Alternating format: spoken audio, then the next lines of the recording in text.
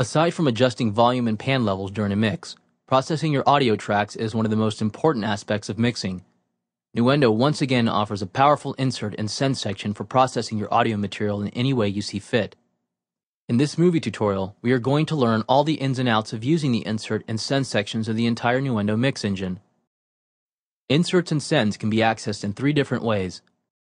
First, you can access your inserts and send slots from the channel inspector within the project editor.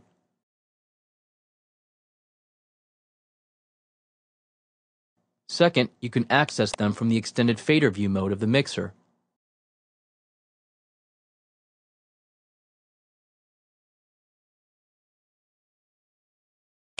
And third, we have the VST channel settings window, which gives us a view of both inserts and sends within the same window.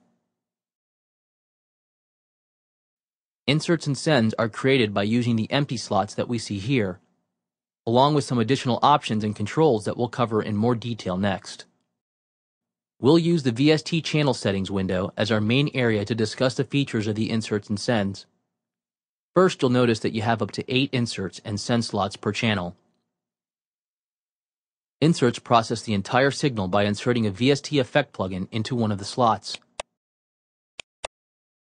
The wet-dry amount is controlled directly from the effect plugin. For each insert slot, you have a power button for turning the insert plugin on or off, a bypass button, and an edit button to access the plugin interface. You'll also notice that once a plugin is activated on a channel, the global channel insert bypass button becomes blue on the fader strip. This makes it easy to see which channels have inserts activated or not. Additional global features include an insert reset button and a global edit button, which brings up all the editors at one time. You can also change the view of the insert strip to display plugin routing information and preset information. The routing information is used when dealing with stereo plugins on mono channels and when using normal stereo effects on a 5:1 surround channel. One other important feature about the inserts is that slots 7 and 8 are post-fader slots. This means that these inserts are placed after the volume fader in the channel signal chain. These are primarily used for dithering or maximizing, or whenever you have a situation where you don't want the level to change after the last effect. Send effects are called up by creating an effects channel. Once you have an effects channel created, these channels become an available send that you can choose from the drop-down list. Once you select the effects channel, then you can power it on and adjust the amount of signal you want to send into the effects channel. This volume level works independent of the main channel fader. This allows you to keep the original dry signal in the mix while sending a specific amount of that signal over to the send channel for further processing. You can then choose whether you want the send to work pre or post fader.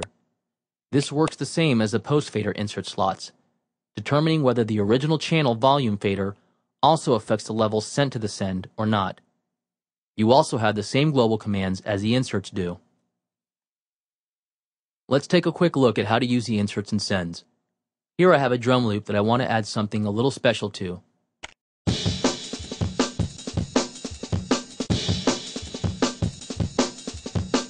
First, I'd like to make the beat pump a little more, so I'll add a UAD 1176 LN compressor. Make my settings.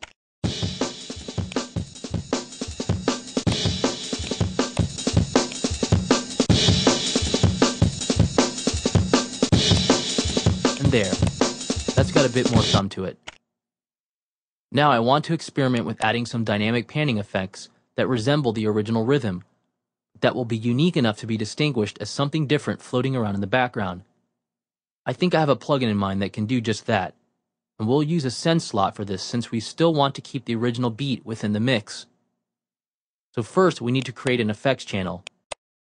Next, I'll go ahead and call up the Native Instruments Spectral Delay plugin as the main plugin for this task. I'll also choose a preset that I think will work just right for the job.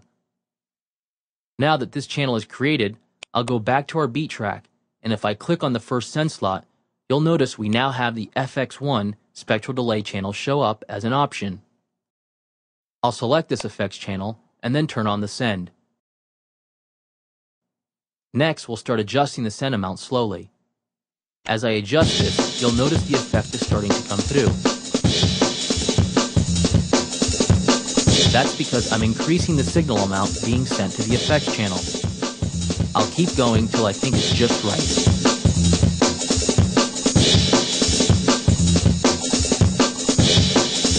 There, perfect. Now we have the original beat being compressed on the main channel, while the dry, uncompressed signal is being sent to the effects channel to add a nice, buzzy, panning, polyrhythmic effect in the background. As you can see, the inserts and sends offer very powerful ways to process and treat the audio material in your mix. With the ability to have 8 inserts and 8 sends per channel, there's practically no limit to what you can do within the VST channel mixer. From vocal treatments to drum mangling to hybrid sound experimentation, Nuendo's insert and send systems offer a very well organized way to create a variety of sonic colors.